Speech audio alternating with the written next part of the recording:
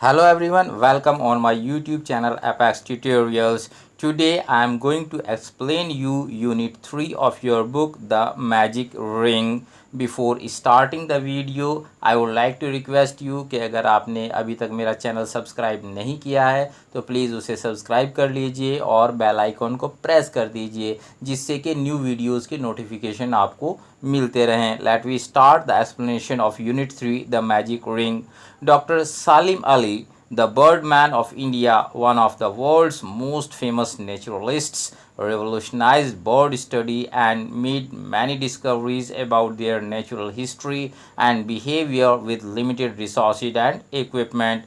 Doctor Salim Ali, जिन्हें कौन नहीं जानता, जिनको भारत का बर्डमैन कहा जाता है और दुनिया के जो मशहूर नेचुरलिस्ट हैं और क्रांतिकारी उनकी जो है स्टडी है पक्षियों के ऊपर, बर्ड्स के ऊपर, उनकी बहुत सारी डिस्कवरीज़ हैं, बहुत सारी खोजें हैं जो नेचुरल हिस्ट्री और बिहेवियर यानी बर्ताव और प्राकृतिक इतिहास जो पक्षियों का है उस पे उन्होंने बहुत सारी खोजें की. लिमिटेड रिसोर्सेज एंड इक्विपमेंट और सीमित संसाधनों के साथ और बहुत ही सीमित सहायक सामग्री के साथ. इसीलिए डॉक्टर सालिम अली को भारत का बर्डमैन कहा जाता है, बर्डमैन ऑफ इंडिया कहा जाता है. The following chapter about his bird migration studies is taken from the book Salim Ali for schools. Salim Ali साहब की, डॉक्टर सालिम अली साहब की एक बुक है सालिम अली फॉर स्कूल्स, उसी में से इस चैप्टर को लिया गया है जो बर्ड माइग्रेशन के ऊपर यानी पक्षियों के स्थानांतरण, एक स्थान से दूसरे स्थान पर चले जाना और फिर लौट आना, इसके अध्ययन के ऊपर उन्होंने लिखी है. Let we start. One of the mysteries that caused much head scratching and mumbling through learned birds was migration. यहाँ पे लर्नड बेयर्ड्स यूज़ किया गया है, ये टर्म यूज़ हुई है. बेयर्ड एक्चुअली दाढ़ी को कहते हैं और जिस आदमी की दाढ़ी आ जाती है, लंबी हो जाती है, इसका मतलब उसकी एज ज़्यादा है. एज ज़्यादा है तो उसका एक्सपीरियंस ज़्यादा है और एक्सपीरियंस ज़्यादा है तो उसके पास बहुत ज़्यादा ज्ञान है, इसीलिए उसको विद्वान कहते हैं. लर्नड बेयर्ड्स कहा गया है. लर्नड बेयर्ड्स यानी विद्वान लोगों के बीच बहुत सारे रहस्यों में से एक रहस्य ऐसा था जो उनके लिए हेड स्क्रैचिंग यानी सिर खुजाने वाला यानी कि एक अनबूझी पहेली की तरह था जिसका उनके पास कोई जवाब नहीं था. और वो रहस्य था माइग्रेशन यानी पक्षियों का एक स्थान से दूसरे स्थान पर चले जाना. Large flocks of thousands of birds left a place and came back a year later around the same time, sometimes on the very same day.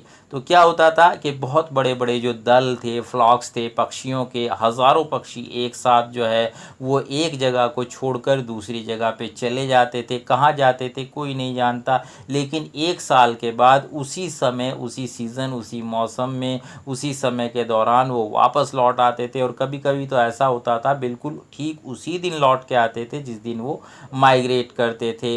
Where did they go and how did they find their way back. वो कहाँ जाते थे और किस तरह से वो वापस आते थे. Some early naturalists believe that they then hid in the bottom of the sea to rise like the phoenix in the Greek legend. एक ग्रीक कथा है जिसमें फिनिक्स का जिक्र है. फिनिक्स किसको कहते हैं? तकरीबन ग्रीक कथा के अनुसार 500-600 साल पहले फिनिक्स नाम की एक बर्ड थी, एक जो है स्वर्ग से आया हुआ पक्षी था जो एक चिता के साथ जिसने खुद को जला लिया था और वो जो राख बची थी उससे वो फिर से ज़िंदा हो गया था. तो उस कथा के हिसाब से जैसे वो फिर से ज़िंदा हो गया था, जो बहुत पुराने अर्ली पूर्व के नेचुरलिस्ट से यानी बोटनी और जूलॉजी के एक्सपर्ट थे, उनका ये मानना था कि ये पक्षी समुद्र की तली में, तह में चले जाते हैं और फिर फिनिक्स की तरह वापस लौट आते हैं. Of course, scientific study and discovery had progressed much further by the time Salim Ali arrived on the scene. वास्तव में जब से सालिम अली इस फील्ड के अंदर आए, बर्ड स्टडी के अंदर आए, तब से ये स्टडी बहुत आगे चली गई और बहुत सारी नई नई खोजे हुई। By then, naturalists knew that many species of birds, big and small, fly thousands of miles every year to escape cold winters and to lay their eggs and raise their chicks in the comfort of a warm land. तब तक जो naturalist थे उन्हें ये पता चल चुका था, वो ये मालूम कर चुके थे कि बर्ड्स जो पक्षी होते हैं, बड़े हों या छोटे हों, वो हज़ारों मील का सफ़र हर साल क्यों तय करते थे। वो जो है सर्द मौसम से, कोल्ड विंटर्स से, सर्दियों में बर्फ़बारी से बचने के लिए और एक गर्म जगह की तलाश इसलिए करते थे ताकि वो वहाँ पर अंडे दे सकें और उनके चिक्स जो निकलने वाले बच्चे थे उनको कंफर्ट कर सकें।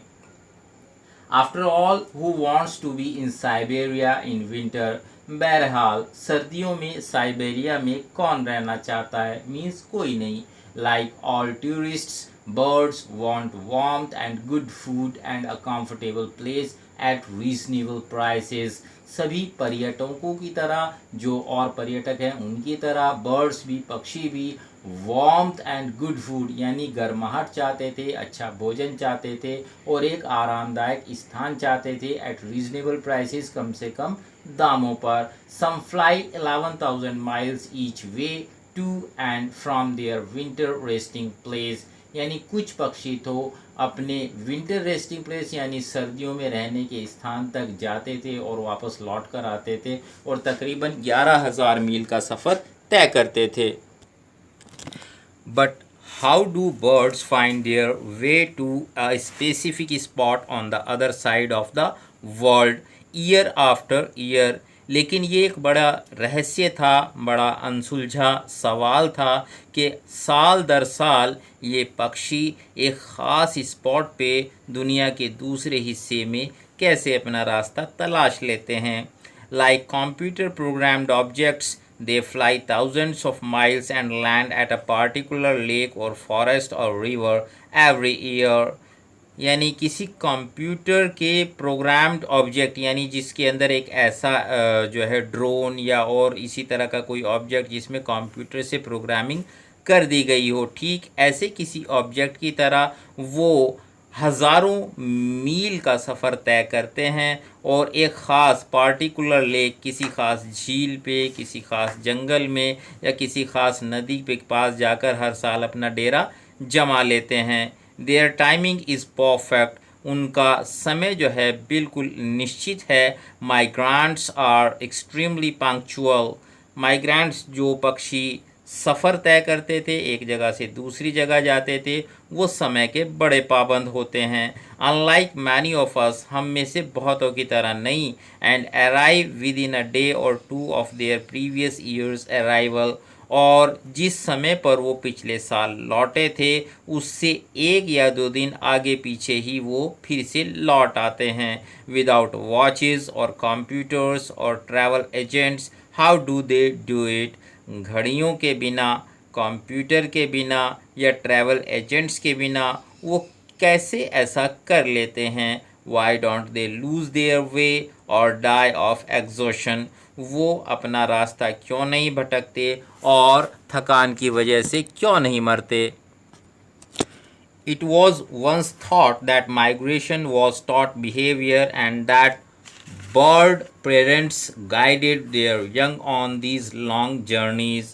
एक बार ऐसा सोचा गया था कि माइग्रेशन जो था यानी एक जगह से दूसरी जगह जो जाना है वो टॉट बिहेवियर है यानी सिखाया जाने वाला बर्ताव है। एंड दैट बर्ड पेरेंट्स, और जो पक्षियों के माता पिता होते हैं, guided their young on these long journeys, इन लंबी यात्राओं पर अपने जो उनके यंग वंस थे, बच्चे थे, उनको गाइड करते थे यानी उनका मार्गदर्शन करते थे।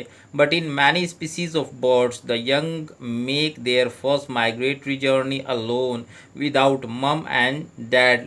लेकिन बहुत सारी जातियां पक्षियों की ऐसी है जिनमें उनके जो यंग होते हैं, उनके जो जवान या छोटे बच्चे होते हैं, वो अपनी पहली माइग्रेटरी जर्नी जो है, अपनी स्थानांतरण यात्रा जो है अकेले तय करते हैं बिना माँ बाप के। Salim often gave the example of the cuckoo in Europe and he once told a journalist, सालिम अक्सर जो है कुक्कू कोयल जो थी यूरोप की उसका एग्जाम्पल दिया करते थे। और एक बार उन्होंने एक जर्नलिस्ट से कहा था, the cuckoo is what is called a brood parasite. Cuckoo जो है वो एक ब्रूड पैरासाइट है। अब ब्रूड पैरासाइट क्या होता है इसे नेक्स्ट सेंटेंस में बताया गया है, it Lay's it's eggs in the nest of other species and just forgets about it. Brood parasite वो होता है जो अपने अंडे दूसरे पक्षियों के घोंसलों में देता है और फिर इसके बारे में भूल जाता है। The young are hatched and brought up by the foster parents. और जो उन अंडों में से बच्चे निकलते हैं यानी उन्हें अंडों को सेने का काम जो है वो दूसरे पक्षी करते हैं और उसमें से बच्चे निकालने का काम भी दूसरे पक्षी करते हैं जो उनके मुँह बोले माँ बाप कहलाते हैं। Now in the UK the cuckoo soon after laying its eggs migrates to Africa. यानी अभी भी अगर आप देखें यूके यूनाइटेड किंगडम के अंदर जो कुकू है कोयल है वो अपने एग्स देती है वहाँ पे और एग्स देने के बाद अफ्रीका चली जाती है। The young are brought up by foster parents who themselves are non migratory birds. और छोटे जो बच्चे होते हैं कुक्कू के जो एग्स में से निकल के आते हैं उनके जो मुंह बोले माँ बाप होते हैं जो उनकी देखभाल करते हैं वो उनकी देखभाल करते हैं उन्हें बड़ा करते हैं और वो खुद जो है उनके मुंह बोले माँ बाप जो हैं वो नॉन माइग्रेटरी बर्ड्स होते हैं। यानी वो बर्ड्स होते हैं जो एक जगह से दूसरी जगह नहीं जाते, माइग्रेशन नहीं करते, स्थानांतरण नहीं करते हैं। They do not migrate and therefore they can not teach their foster birdlings anything about migration. चूँकि वो खुद माइग्रेट नहीं करते हैं, वो एक स्थान को छोड़कर दूसरे स्थान पर जाने का काम नहीं करते हैं, इसलिए वो अपने मुँह बोले बच्चों को बर्डलिंग्स को ट्रैवलिंग के बारे में या माइग्रेशन के बारे में या इस माइग्रेटरी जर्नी के बारे में कुछ भी नहीं सिखा सकते। Yet remarkably enough as soon as the young cuckoo is able to fly it flies off to join its parents in Africa as much as 6500 kilometres away. फिर भी देखिए रिमार्केबली इनफ यानी बड़ी हैरान कर देने वाली बात यह है कि जैसे ही ये कुकू के यानी कोयल के जो बच्चे होते हैं उड़ने के काबिल होते हैं वो उड़ कर के अपने पेरेंट्स के बाद जो तकरीबन 6500 किलोमीटर दूर अफ्रीका में उन्हें ज्वाइन करने के लिए चले जाते हैं। तो इससे ये बात साबित होती है कि वो जो एक धारणा थी, सोच थी कि टॉट बिहेवियर है, पेरेंट्स खुद अपने बच्चों को सिखाते हैं, वो गलत साबित हो जाती है। Hope you understood the explanation of the chapter. It was first part. Soon you will get the other parts. Till then keep watching Apex Tutorials. Thanks. Video अगर आपको पसंद आया हो तो लाइक करें, शेयर करें, कमेंट करें. For more videos keep watching Apex Tutorials. Thank you.